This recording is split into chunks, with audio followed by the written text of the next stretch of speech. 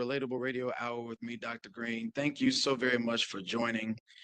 Tonight, we have just an amazing topic and an amazing guest, and I'm really excited about the impact that it's going to have on your life because I'm sure you've had similar experiences to what our guest has experienced. In life, I know we've talked about this before. In life, we have challenges and we have struggles, and sometimes we have people who come into our lives who, doubt our abilities. They doubt our chances of making it in a particular area based off what they think of us or whatever, mindset they have of us. But it's in those times and in those instances that you can really challenge yourself to prove them wrong and to go forth on something that you truly want to accomplish and prove them wrong.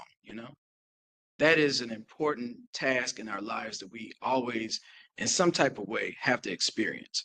And so tonight's guest is going to develop that a little bit further and talk about his journey, his experience. And tonight we have the pleasure of speaking with Anthony Jones, who is a cyber threat intelligence analyst. And I am just so thrilled to hear about his journey. Anthony, how are you doing, sir? I am fantastic. How are you? And I am great. I'm great. And I have to say, with your role and your experience right now, I can tell that you are very much in the tech world just from just your array of what you're showing us right now on your screen. So I know we're going to have a very interesting conversation. We've been able to chat for a bit just to kind of get to know each other. But I would love for you just to kind of share a little bit about yourself to our audience and let them know just who you are. Absolutely. So I am a simple guy originally coming from South Carolina, Spartanburg, South Carolina, which is in the upstate. Um, I'm second of five. I have two brothers, two sisters. I grew up in a textile mill community, meaning that we produce like rugs and carpets and things of that nature. I was in a position where a lot of people in our community didn't really have the support or the guidance to really challenge us to go a little bit further than actually leaving our hometown. And Mhm. in my journey, I found out in my sophomore year, which I'll get into extensively throughout this, I wanted to be a geophysicist. And what that is a earth scientist, if you will. I found out that in a biology class, and since that time, that's all I've ever wanted to be. I faced the challenge of people not knowing what it is and making fun of it. I had my guidance counselor in high school when I was about to graduate told me in so many words I was not college material. Um, Proved her wrong several times over, which I'll get into that too. Mhm. And that motivated me to not only get the degree in geophysics, but become a geophysicist, for a couple of years before I joined the military, the United States Air Force Reserve, and switched careers. And actually, I'm doing cyber threat intelligence, which is me telling stakeholders or commanders of a military operation, these are the threats that you're looking for in your environment in terms of cyberspace. And some recommendations of what you need to do in order to clean up your environment or harden or protect your environment more. So in a nutshell, that's what I'm doing currently. But yeah, the journey's been long. It's been full of pitfalls, but I've stayed motivated and I've, you know, gave the glory to God and Mhm. all of that. And honestly, if that was not the case, I would not be here. So yeah, that's Mhm. that's that's me.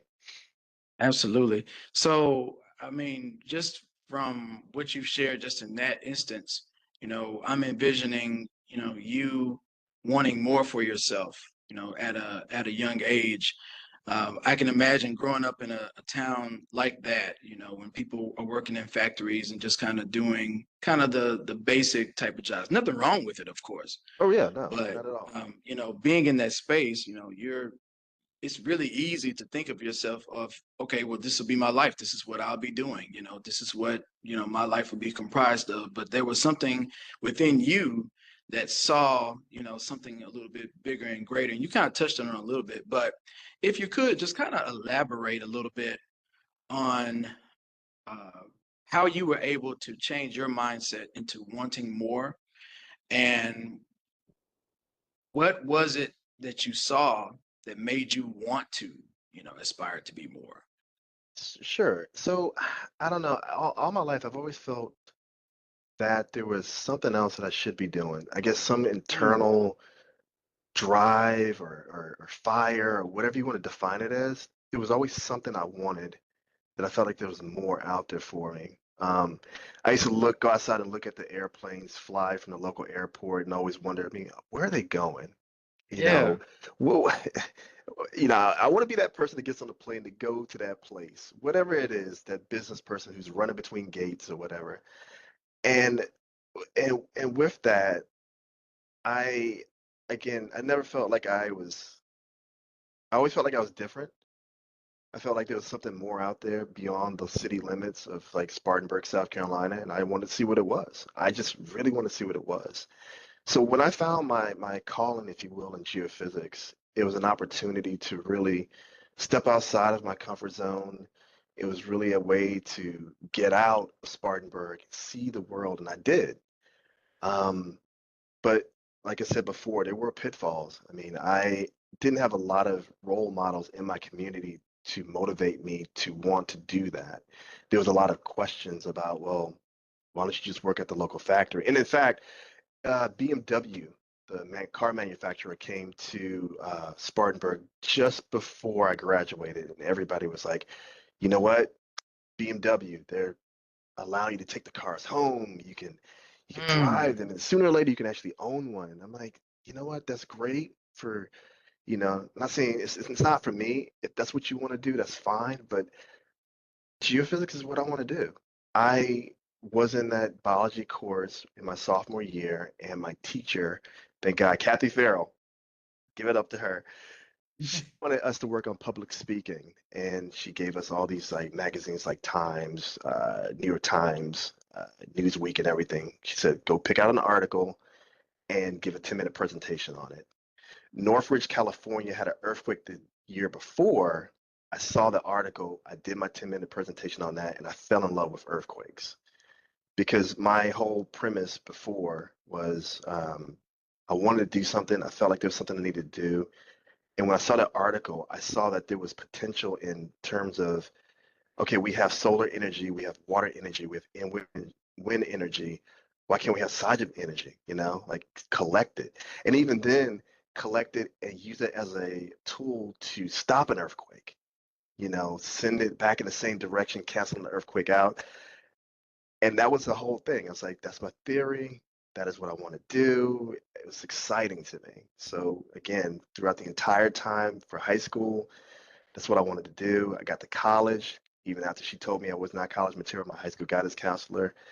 I struggled. I'm not gonna lie, I struggled in college. I mean, it's geophysics, upper level math right. courses, science courses, and there was times I'm like, God, I know this is what I'm supposed to do, but I really need your help on this test or this exam or Hmm. this project. And again, glory be to him because he got me through. And Yeah. and not only Well, that, oh, sorry, go ahead. no, no, go ahead, go ahead, go ahead. Yeah, and not only that, to land a position in your major and a major such as geophysics was to me a blessing. Because you know how some people will come out and they'll major in something, they'll get the degree, but it takes them a significant amount of time to actually get into it. It took me 2 months. I graduated, I worked at a local store for like 2 months, and then after that, I got a offer of, hey, do you want to come up and do an interview? We can talk about, what we do, and if you want to, you can be a geophysicist. So Mhm. it was amazing. It's like not only did I overcome the challenges of all the people that underestimated it, didn't know understand it, made fun of it in some cases of me doing geophysics and want to be a geophysicist. I got the degree and then got a position within the degree working professionally. So yeah, it took a lot. It took a lot, but it was so worth it. Yeah, it definitely is well worth it to do something that you really want to do and you feel like you are purpose to do. You said a lot that I want to backtrack on because I really want people to grasp, how this kind of unfolded for you. You mentioned that you had the paper in 10th grade about Well, I think you read an article about the geo physics side of like kind of the. See, I don't even know like all that it encompasses in that. So you might have to actually Sure, explain what it is. But also, you mentioned that this really just kind of like blew your mind and you got so interested in it. yeah, yeah, So yeah, uh, kind of tell us what it is again, and then sure. also, um, yeah, let's go there first, and then I'll backtrack again. Sure. So geophysics, geo-earth physics is basically matter and energy. So if you put it together, it's the study of Earth's matter and energy.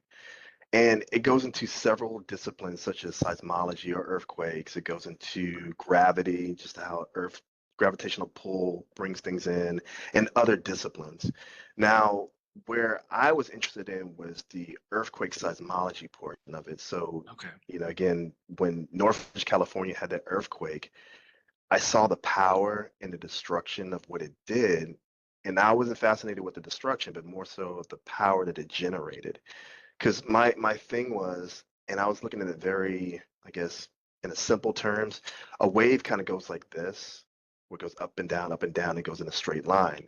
My thing was if we could capture that energy, maybe through a battery of some sort, as it's vibrating, then we can use that to store it, maybe send it back in a different direction, canceling it out, or even use it for powering, cities or other things. So that's where I was coming from with that. Mhm. And again, me in my 10th grade mind was thinking, yeah, this is it. This is what I think. This is my theory. And I'm really passionate about it because I see it working. So Mhm. let's keep going. I hope that explains like kind of like Oh what it no, is. I mean, I could go into more it detail, but does. I could talk all No, day no, no. about it. But It does. I pieced it together, but that's your world. I was never, you know, in that space. So I think just kind of explaining it just for my sake was good. Um, but you did mention that that you know it just really gravitated to you and all that. But you mentioned that the counselor, told you that you weren't even college material, and I'm probably making you think a little bit too far back, with this. But if you could think back at that time, why do you think she said that? What was the reason that so she would have said that to you at that time? yeah, so you know, at the time, I'm not gonna lie, I thought it was because of my race. And it probably, in some ways it could have been. I'm not gonna lie. We did have some racial issues in our high school back then. But you know what? Putting that aside, I know a counselor, they have to look at your records and see your grades and kind of base it on that, which, I appreciate the honesty. But she told my older brother that he wasn't college material either. He was 3 years ahead of me when I first entered high school. So there was a pattern there of, Mm, hey, maybe college isn't for you. Maybe you need to go to a technical school. And there's nothing wrong with that at all. I mean, that's right. something that you want to do. That's fine. But I mean, my opinion, you don't tell somebody who, when they walk into your office and you're as ambitious and really passionate about something that, yeah, maybe that's not for you. If anything, you can say it in a different way, or you can basically encourage that person to want to pursue it more. And if they fail, then at least they know that somebody out there gave them a chance, or at least thought enough about them to suggest or to push them a little bit forward. Now, when she told me that, I didn't get upset. I didn't, honestly, I just kind of was shocked she said it. And I was like, okay, well, thank you for your comment. I left the office. And if geophysics was a fire, she definitely, Mm, her comment was definitely gasoline that got thrown onto the fire, right? hmm So again, she probably based it on grades. I think it was that, but I think it's maybe a little bit more. But with hmm that, I made myself a promise that day. And I was like, you know what? I'm not going to step foot on this campus until I get my degree in geophysics. And I didn't. I said my program was 5 years. I went to the University of South Carolina. I spent 3 years in my hometown trying to save money because I didn't want a big college student loan or whatever. And then I went to the Hmm. main campus, which was 100 miles away in Columbia, South Carolina. And I put my head down. I just did the work. Happiest day of my life is when I graduated with that degree, which is hanging on the wall back here. And Hmm. I finally went back to the school. The counselor wasn't there and I wasn't looking for it, but the fact is I put my feet back on that campus and I was like, you know what? I made myself a promise and I did it. Like I Hmm. did it.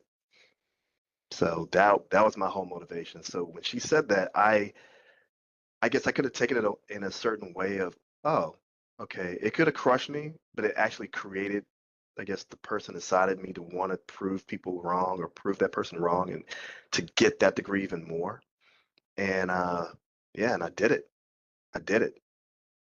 So So, I mean, you answered my next question, which was, how did you leave that office kind of feeling in that moment when she said that to you? But obviously, it just ignited the fire in you to prove her wrong even more. Um, and you mentioned, the college days, going into that field, going into that space. I'm sure you left out some stuff, which I want to go back and just kind of speak on as well. um, you're entering that space. I'm sure that's, a very technical, very science and math yeah, driven field.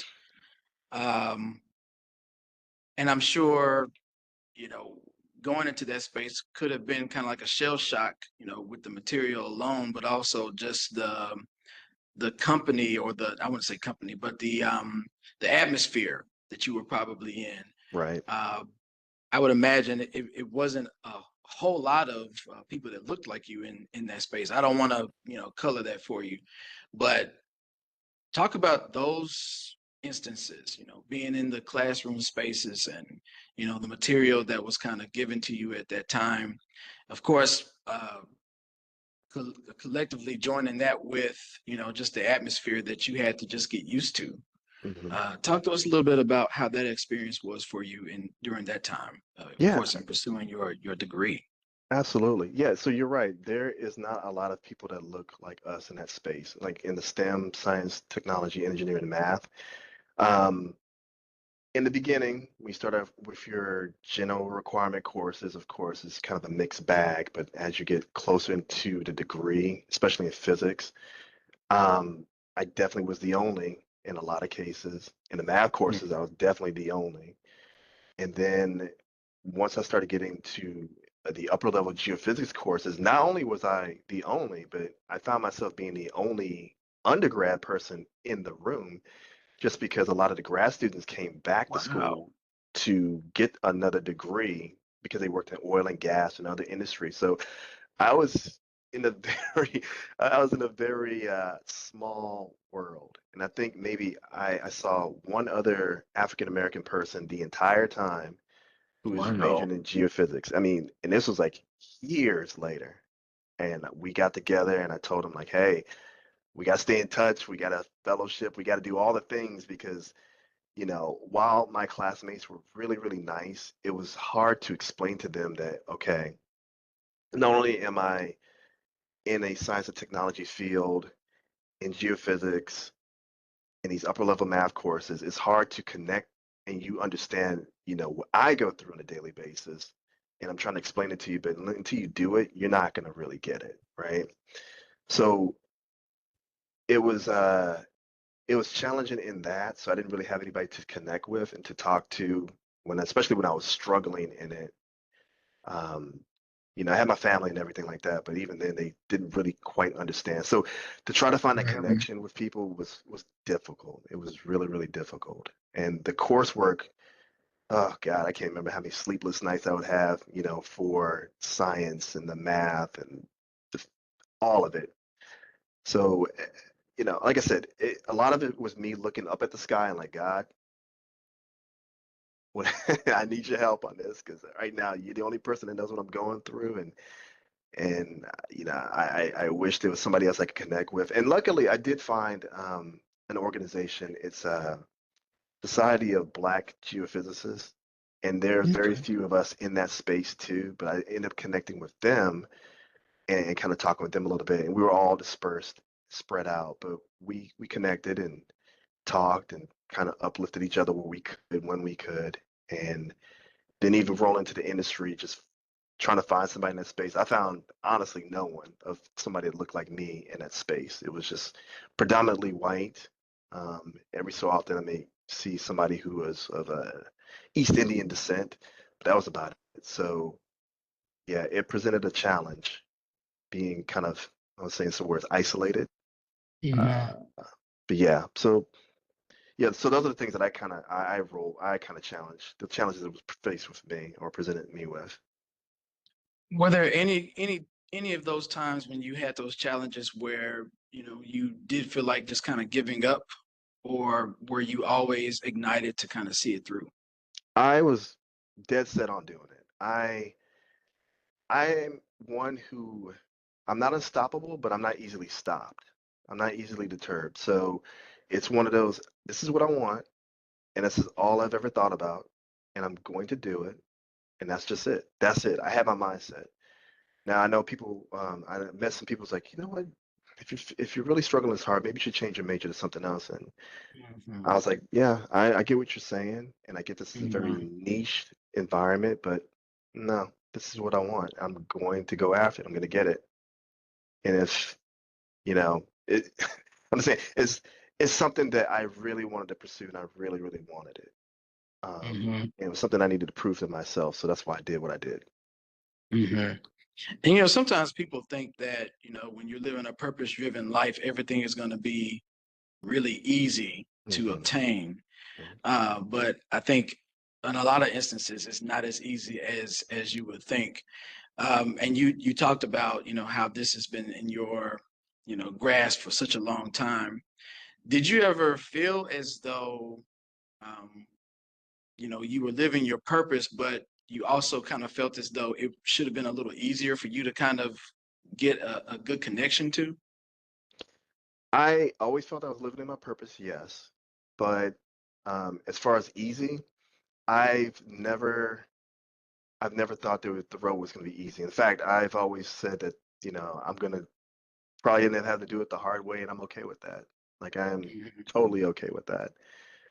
Some people have the luck, they have the gift. I call it the gift, which is luck. I'm like I'm Mhm. gonna have to work for everything that I have, and I'm okay with that. Mhm. I'm okay with Mhm. that. And Mhm. because of pursuing such a hard degree, a hard major, and everything that comes with it, getting that actually helped me in other areas of my life. So whenever I, Absolutely. so yeah, when I look at something like, oh God, like the degree in cybersecurity that I had, or a cybersecurity problem set, I'm like, look, you figured out geophysics, you can figure out this. Mhm. If you can figure out Mhm. that, you can figure out this, you know. Mhm.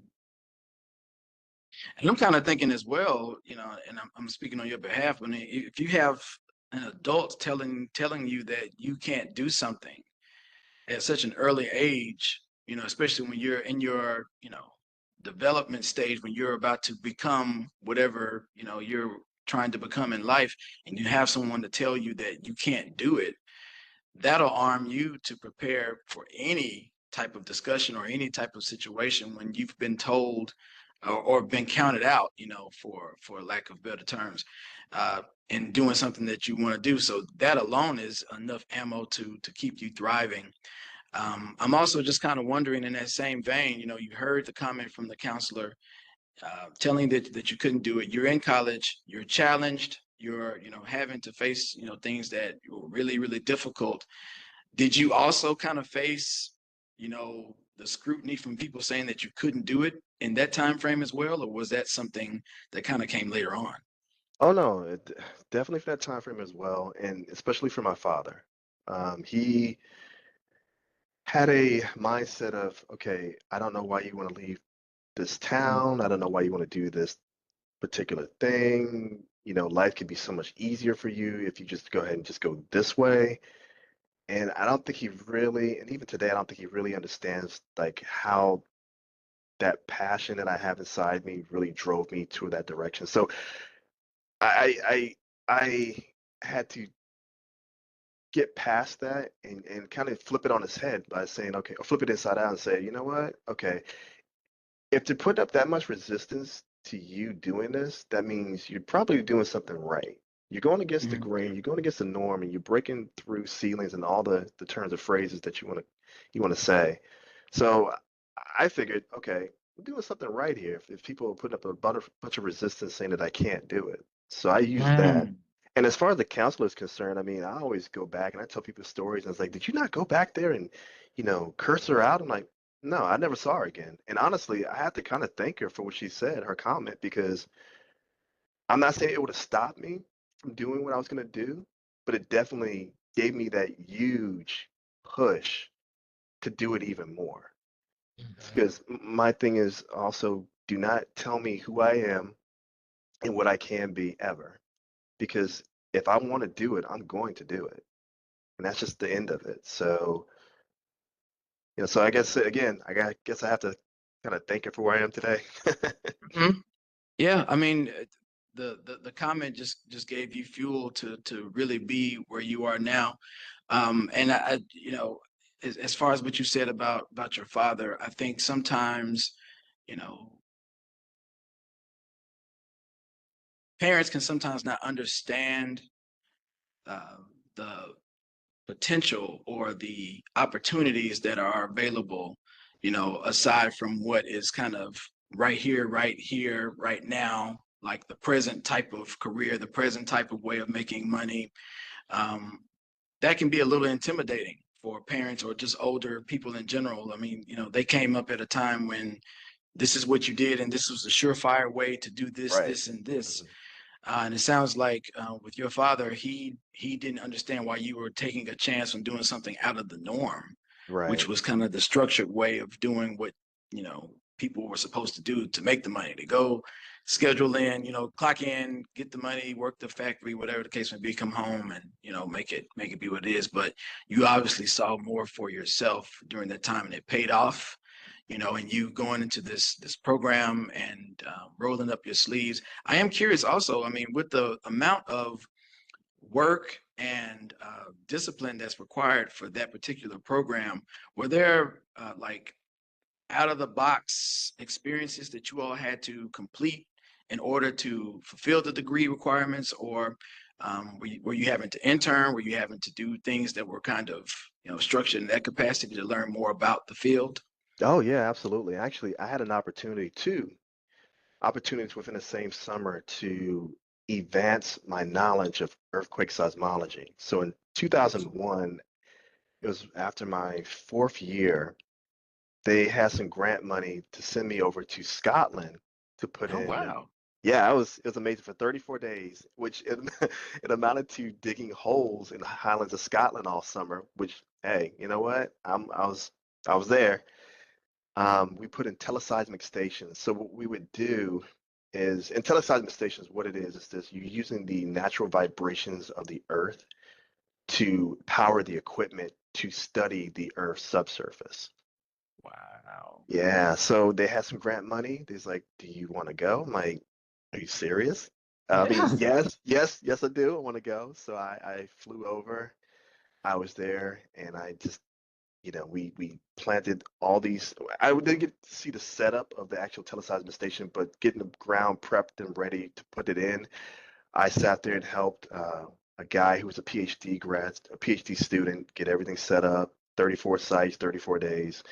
Then I flew back stateside for literally a day, and there was another program called Summer of Applied Geophysical Experience, or SAGE, that was in New Mexico, Santa Fe, New Mexico. I got to do that, and that is where my knowledge of geophysics, not only as earthquakes, but as a whole, in terms of gravity, electromagnetics, magnetics, all of it exploded because it's an amazing opportunity where you're interning and you're working for Los Alamos National Laboratory, and they pay the room and board, they give you a small stipend, they teach you the geophysical techniques, and in return, you're kind of like labor, where you put out the equipment, you're out there digging the holes, you're out there setting things up, and it's an even exchange. And at the end of the, I think it's like a month long. Yeah, it's a month long. At the end of the month, you go into your project area. Of course, mine was earthquakes, seismology, refract. Well, it was reflection, but they switched me to refraction, which means like, instead of the vibrations coming back and you measuring it, it kind of just splits off in different directions. So you got to present, you got to do your project on that, present it to the class, and then take that back to your school as a senior thesis if you want to, for credit. So it was an amazing opportunity. And my guidance counselor in college, our advisor set that up. Yeah. So I literally went from like Scotland to New Mexico within like a day or two. So I crossed like 7 time zones that summer, and my body was all over the place. I'd wake up at 3 o'clock in the morning, like, yeah, I'm ready to go. It's like, wait, it's 3 o'clock in the morning. All right. I don't think I ever got used to it even by the end, but yeah, I that took off for me, and that allowed me to be able to keep up with the grad students the following year because, again, I was the only undergrad in the course in some cases, and they're like coming back from oil and gas. I'm like, oh yeah, yeah, yeah, that particular technique is this, blah blah blah blah blah blah blah. And they're looking at me like, have you worked in the industry? I'm like, no, it's just I had this opportunity in Scotland, and then this. It's like, what? So that even Mhm. set me apart even more. So Yeah, I yeah, was feeling yeah. pretty, I was feeling pretty like the big man on campus at some points. But then, reality kind of smacked me down a couple of times. But I took my W's where I can get them. That was an amazing experience. That was Oh, amazing. yeah. So, uh, you know, I know I'm probably making you kind of think back to that time, but I mean, when you were in that moment, you were in Scotland, you were doing these amazing things and, being with people who were, professionals. Like, what trajectory did you think you'd be going on from that point? I mean, because you were, pretty much working in the capacity that you had been kind of studying and kind of grasping all along through college. But I mean, what did you think for yourself as far as, the potential and the areas that you be in at that point? Oh, wow. So first, the sky was the limit is the overall statement because that was the first time I've ever been outside the country. That was the first time I was actually in the field that I was going to be in and actually doing it. I mean, it was like a lot of firsts for me. So it was surreal. I mean, I'm walking around like I'm an actual geophysicist right now. Yeah, Granted, I don't yeah. have the degree, but I'm doing a job. I'm getting the Mhm. experience that most people work for years interning that probably won't get, in the actual field. So I felt like I was on cloud nine. Mhm. Um, and walking in those spaces and talking, again, I couldn't believe it. So, Mhm. and to go back and then tell people, this is what I did for the summer, this is what I know how to do now. Mhm. ExxonMobil actually, and I skipped over this in my mind, but ExxonMobil, there was an African American geophysicist that came to the school, and he was poaching for like grad students because typically the track is, you go to grad school and then, ExxonMobil or a company affiliated with that or something similar to that will come and say, hey, come work for us because we'll pay you a ton of money. Well, Mhm. they typically don't talk to undergrad people, so because we're not at that point, but they Right. wanted to talk to me. So I walked in the room and he was like, yeah, he told my teacher, my professor was like, yeah, we want to talk to him specifically. And I was like, well, undergrad, so what are you gonna talk to me about? Walk in, he's like, yeah, have a seat. Tell me a little bit about yourself because again, there's not a lot of us in this space. And like, how did you do it? Why did you do it? What's your why? I told him, Mhm. basically I told him the same story I'm telling you. And he's like, look, I have a friend who works at the U.S. Geological Survey, and we can get you on to a project in Menlo Park, California for the summer and probably get you full-time employment after that doing earthquake Wow. seismology. I was like, what? Me? Seriously? He's like, yeah, we could do that. We could definitely do that. So I contacted him, his contact. He's like, yeah, I can get you on. He's like, the only thing is, like, right now you're doing a paid internship and it doesn't really cover a lot of the expenses. And I was on the East Coast, broke college student, had to go all the way to the West Coast. So I didn't take the opportunity because I just didn't have the money. But the fact that they wanted Hmm. me, and the connection that I had based on what, one, being in that space, and number two, being able to prove that I belong in there, it got me Hmm. that opportunity, even pushed me more, you know? So Hmm. I've Hmm. I've had a lot of um, great opportunities to counter some of the not so great opportunities that came along with it that motivated me even more to be in that position, that industry. Wow, that's amazing. So it sounds like a mixture of you just being prepared and just kind of being, present in the right moment, and also God just kind of showing you, Hmm. just further cementing to you how this was your purpose and he was going to take care of you on this arduous journey. And it Yes. sounds like he did that. Uh, Curious, just got to know this because you just mentioned it.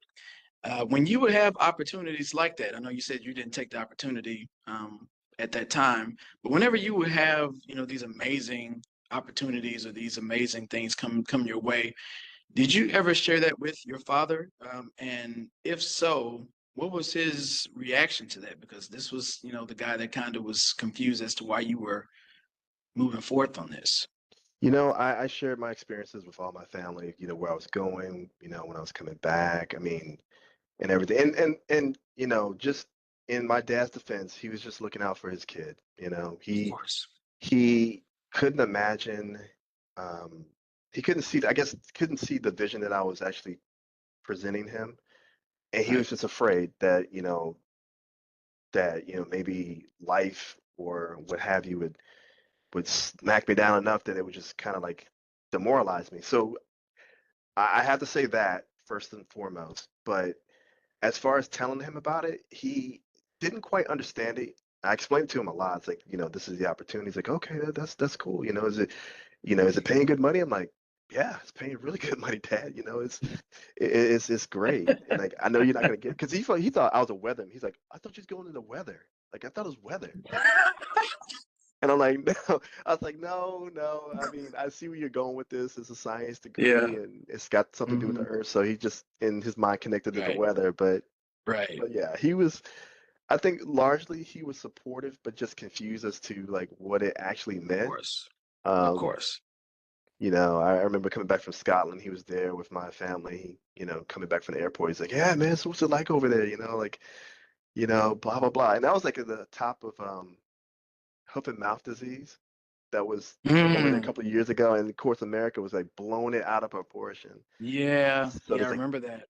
do you want to really go over there? And that was before also, actually, let's see, it was in May of 2001. That was before 9/11, because I had an Hmm. It opportunity was. to do the winter version of a Summer of Applied Geophysical experience. And I got to go to San Diego, California to kind of follow up on the work that I had did that summer.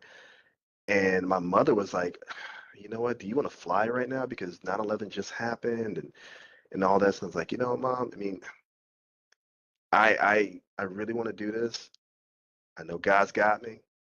It's gonna be fun. It's gonna be fine. But it's an opportunity to expand and and and keep going with this journey, So I'm not worried. I'm just not worried. I want to do this. And she's like, okay, Hmm.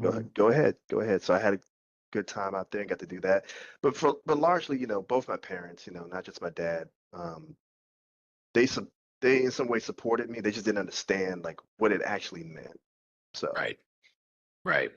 Well, I think that it's important to share that part with the audience because I think someone can resonate with that as what you shared. And what you shared was that not everybody will be understanding or be knowledgeable of the vision that God has for you. Hmm. So, regardless of what other people say or think, if you have the vision and he gave it to you to have, then it's going to make sense for you, especially if you play it through. And it sounds like you never lost sight of the vision and the purpose that you were given. And I think that's Right. important for everybody to kind of take into consideration from your journey. So Right. you've had just some amazing experiences at this point in your life, and you talked about graduating. It's behind you. The degree is right there behind you. So we know that it's there. So talk to us a little bit about getting out of the college world because, you know, you're fortunate to work in your field, but I'm sure so many other things happened after that point that kind of led you to where you are. So, how was that experience for you upon graduating? Yeah, so graduating, one, amazing. I just never thought that I did think it, but just when it came, it's like I actually have this thing I've been working for 5 years towards, and actually longer than that because it's sophomore year of high school, and I finally have it. And then the journey, which I thought was going to be a long journey, turns out it was only 2 months of getting a position within the field. That was another thing. And once that hit, I mean, it was in Charlottesville, Virginia, which is I'm not living too far away from that now. Presented with that opportunity to do geophysics, and they scooped me up real fast because I had all this experience from Scotland, from working in New Mexico, the degree. It just everything was lining up. Everything was lining up, and I was just like, "Oh my God! Like I see you up there. You're doing it. You're doing it. You're doing it." Mhm. And that led me to travel the world. I mean, because the way the industry that I was in was called unexploded ordnance geophysics. And what that is like military bases would basically test all their weapons, their bombs, their bullets on a particular site or a piece of land. And they always thought, oh, we're going to always own this. We can just do whatever. Well, they would end up selling off pieces of that land to a commercial entity such as a hotel or a gas station or put a road through there. But before they did that, they had to clean the actual land off of all the ordnance. So my company's job was to go in and detect the things you couldn't see on the ground or on the surface. And we use a glorified metal detector for all intents and purposes to look at least 6 feet underground for any ordinance and kind of mark it off on like nice little pretty color-coded maps and tell all the explosive ordnance guys who were ex-military, which actually they're the reason I got into the military. And I'll tell that story a little bit later. But yeah, I got to do that. And I remember my first experience, my first base I went to, Fort Ritchie, Maryland. It was a base that was shut down for, purposes of like saving money for the government. And I see this rocket sticking out of the ground, and I start freaking out. I'm like, oh my God, everybody clear the area. There's a rocket right here. And everybody's calm and cool because they've been doing this for so long. They're just complacent. And I'm just like, we need to call safety. We need to call everybody. Everybody needs to be involved in this. And they're like, look, Jones, just put some flagging tape around it. Let's keep going. We got like a lot of work to do. I'm like, I could see the rocket. Oh, okay. And after a while, Right. I got complacent too. I walk, rocket, bullet, grenade. I mean, by the Yeah. glory of God, I've lived longer than I was supposed to. I've lived longer than I think I should have. So, Well, oh, sorry, go ahead.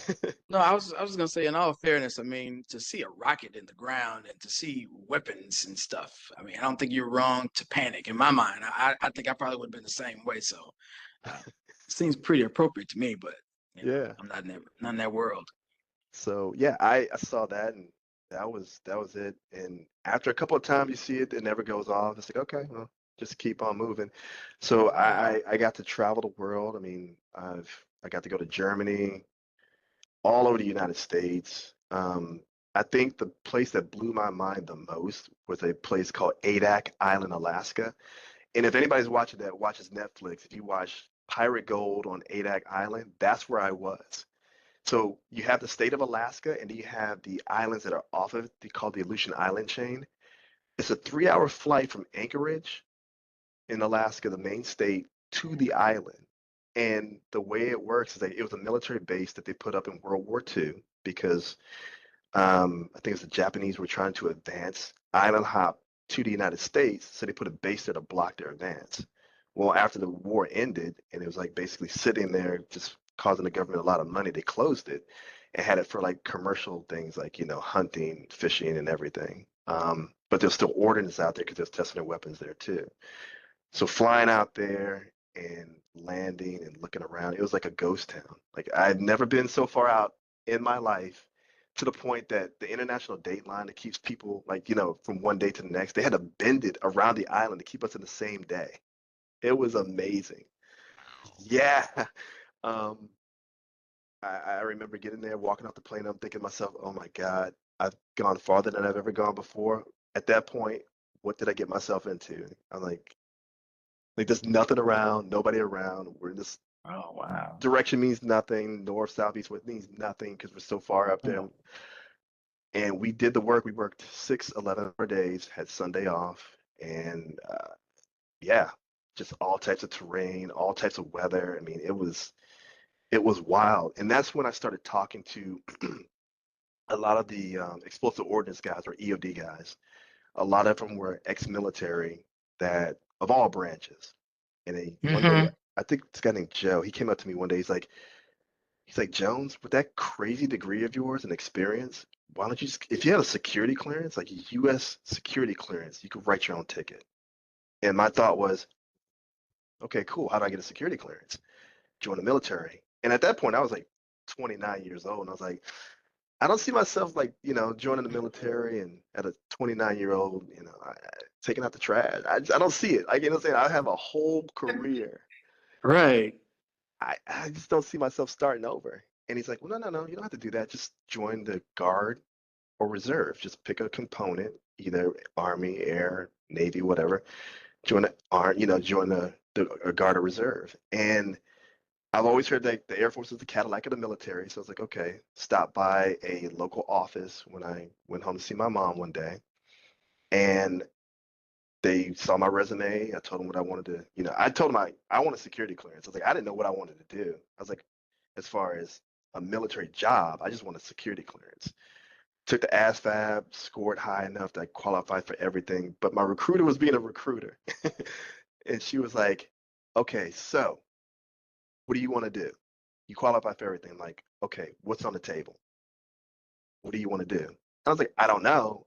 I just want security clearance. So we went around for like 2 minutes. I was like, I'll tell you what, I'm gonna go do some research. I went on about.com.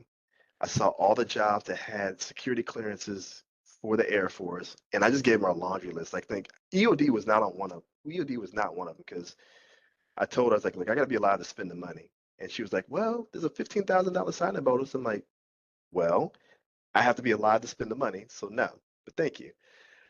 And and one of the jobs was intelligence, which at the time, the only thing I knew about it was what I saw on television, like that show 24 with Kiefer Sutherland, and like they're just Hmm. running around James Bond sort of deal.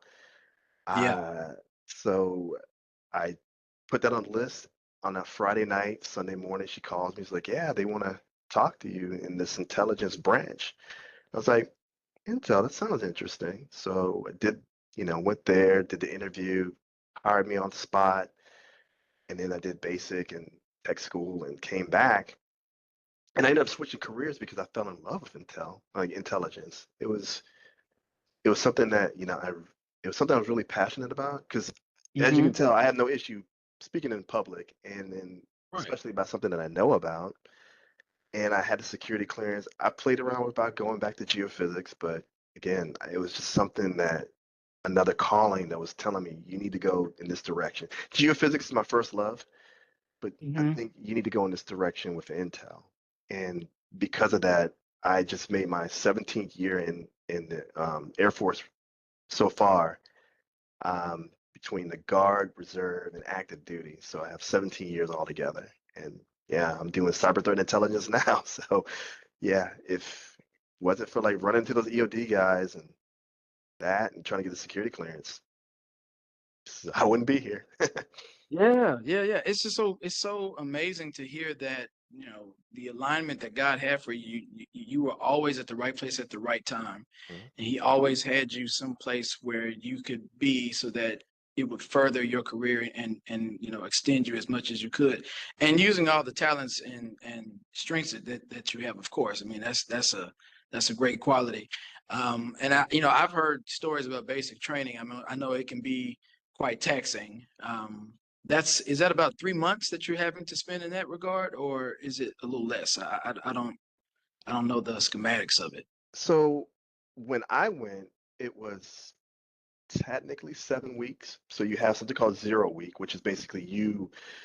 signing off paperwork, getting your uniforms, getting acclimated to everything. You're setting up your pay, and then your week one starts, and then 6 weeks later you graduate. Now they have changed it since then to I think it's 9 weeks.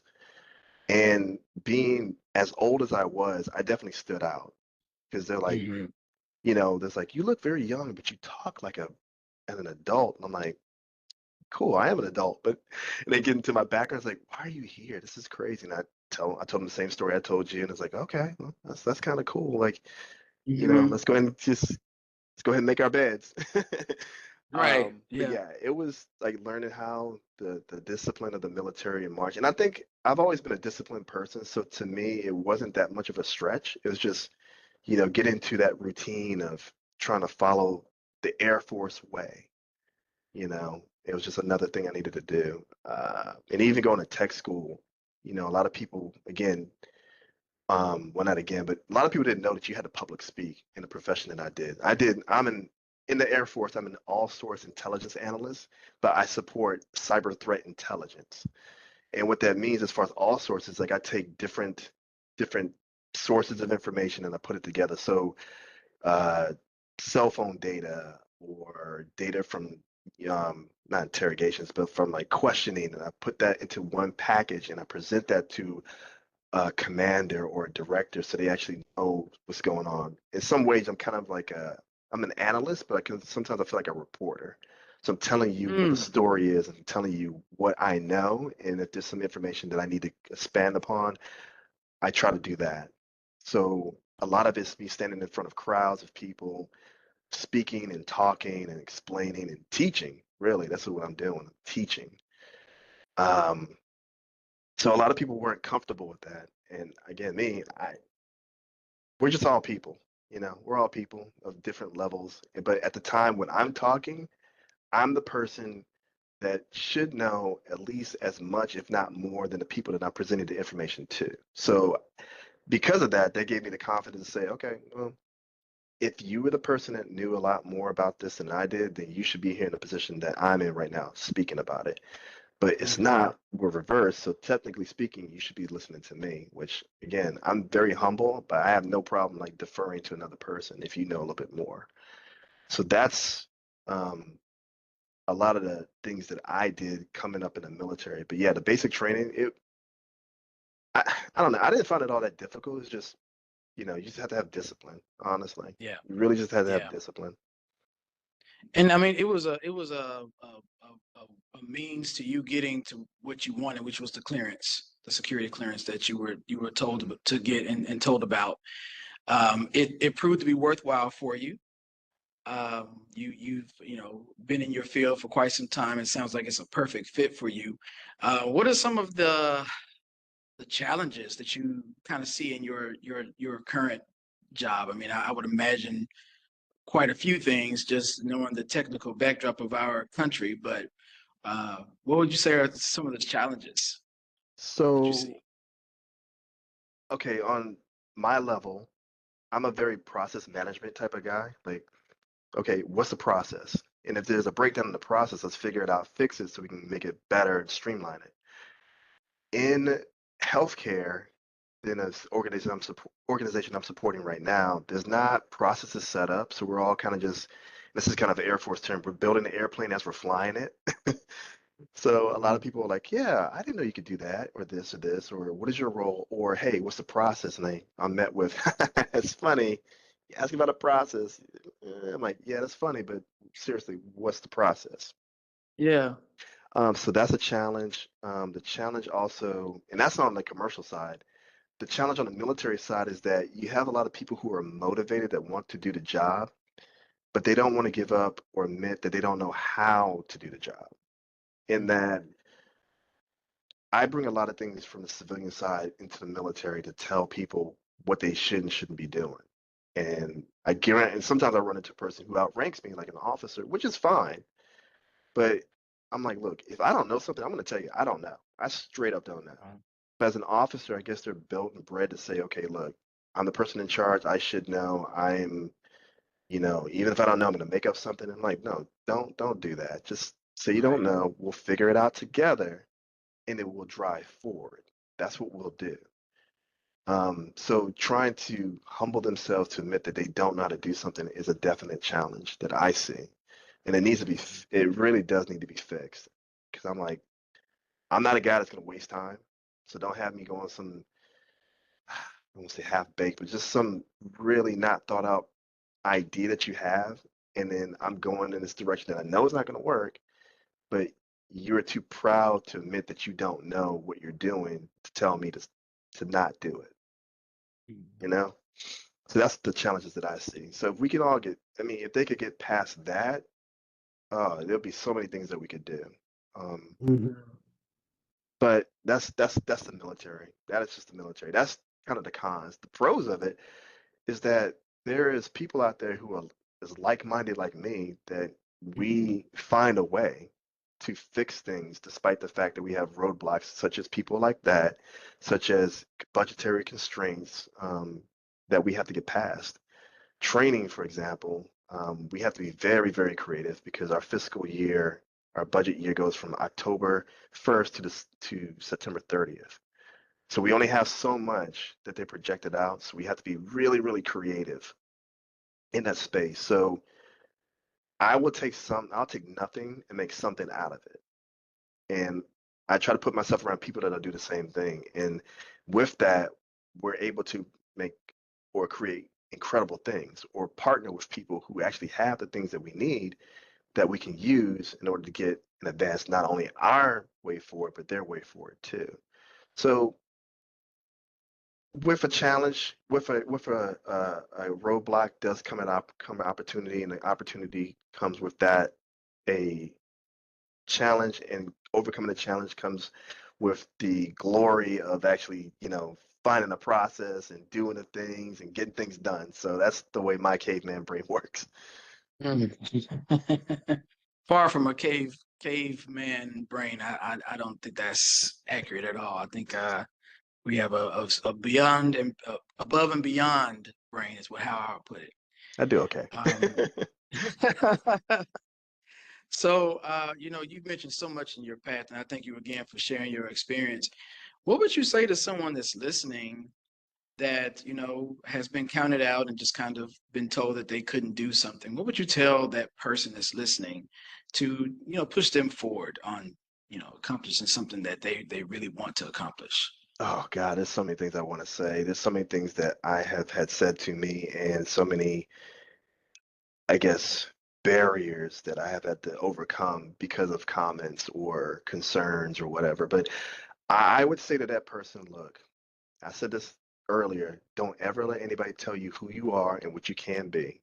You can do anything that you set your mind to. And I know that's kind of cliche, but you can. Um, if it's something you want and you're passionate about it, do it. Push that fear aside or let it motivate you. Some people are motivated by it and just go out and do it. Because the worst you could do is fail, but at least you could say that you tried. And that's really, Mhm. at the end of the day, that's all that really matters is that you try. And Mhm. you can take it off the table to say that, you know what, maybe you were right and I couldn't do it, but you know what, I tried. And that is worth a lot if you really sit down and think about it. You're willing to put the work in and try rather than just saying, you know what, I got all these people say I can't do it, so then I'm not going to even try. At least you could say that you did it and you failed and Mhm. saying that you didn't do it at all. So I would say that if I had to encompass that in a nutshell. But there's so many things that I've had to tell myself and look at it in a different light or a different perspective or turn it inside out, that negative comment inside out. Like, all right, you're doing something right. If you're getting like a lot of resistance, that means you're doing something right. And they don't Mhm. want you to have it, whoever they are, whatever they are talking about. They don't want you to have it because you're so close to getting it. You're so close to figuring it out. So I think no, you need to keep going. Mhm. Great advice. 100%. Everything. It was just great advice that someone needed to hear. Last question for you. What is one word that affirms who you are? Motivated. Motivated. Motivation is everything. If you're not motivated, then There's not a lot that you can really do. You can have external motivation from your family, from something you see on social media or television or whatever. But that internal motivation, at the end of the day, that is what's going to keep you going. And that goes into like a whole other lot of words like hope and belief and all that, but motivation. You got to have Mhm. something that is going to get you out of bed in the morning, kick you in the butt, and tell you, you know what? This is what's going to either, make you angry to get you to do it, or make you happy to make you want to do it, or it's going to scare you into action. That is your motivation. So, motivated would be something, the one word I would define as myself. I am motivated. Mr. Anthony Jones, thank you so very much for joining us tonight and just sharing your nuggets and your experience with us tonight. I mean, I know that a lot of people are just really transformed by hearing your journey and your experiences, things that you've dealt with, and to push past, those naysayers or people who say that you can't do something. And you have taken that motivation for yourself and propelled an amazing career for yourself. And I think that's amazing. I thank you so much for sharing it with us tonight. If individuals wanted to follow you and connect with you, how could people do so? Okay, so I keep my social media footprint, if you will, very small. I'm on LinkedIn. It's Anthony L. Jones, and I think I have MS for master's degree abbreviated behind it. So if you look for me that way, you can find me. So my banner is like hack all the things. You'll see my picture, it's like hack all the things. But yeah, that's the only thing I'm on because as a cybersecurity guy, if it's not there, you can't break into it. So, Mhm. but that's the only social media that I have. All my information is there. If you want to know more about me, I have my resume, I have my performance evaluations, I have a video actually on what geophysics is and my journey in it. What else? Medals, degrees. Yeah. LinkedIn. I live on LinkedIn. There you go. Okay, that's awesome. What's something that you would say you're grateful for today? You know what? I'm grateful, humble, and thankful just to be walking around. There's so many things that can happen between now and the end of the day, or this morning and now, that I am grateful just to be walking around because like I said before, I think I've lived longer than I should have. Walking around with all those bombs and bullets and those close calls. I'm like, every day's a gift. I think my life probably should have ended at 32. Mm, Or maybe even like, wow. or actually probably younger than that because I started like right after college in geophysics. So probably earlier than that. So every day's a gift.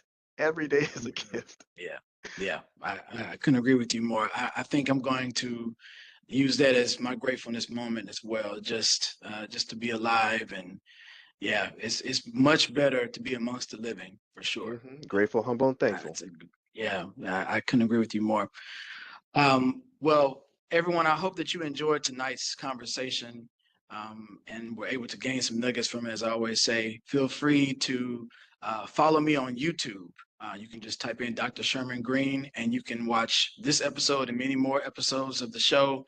Follow me on all social media platforms as well. I have my screen up, and you can kind of do that whenever you see the screen. But I hope that you all enjoyed tonight's show again. Thank you again, Mr. Jones, for your contribution. Come back again next week, everyone. We're going to have another amazing guest, another amazing topic. Have a great evening and have a great weekend.